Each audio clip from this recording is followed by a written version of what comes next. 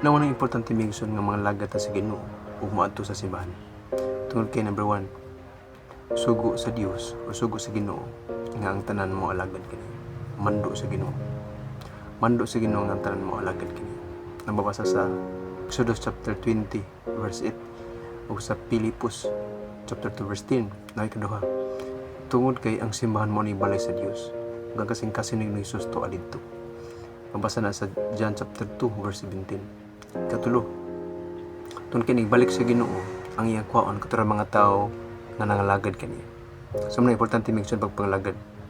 Unang mitras wala pang pagbalik sa Ginoo migson, mga lagad ta. Mangita tag simbahan diin makadaig ta makasimba pinagi sa espiritu sa kamatuoran. Meaning espiritu kanabang nagsimba dili pinagi sa mga ribulto. Kung dili nagdaig nagsimba sa Dios pinagi sa espiritu kamatuoran. Unay kamatuoran migson.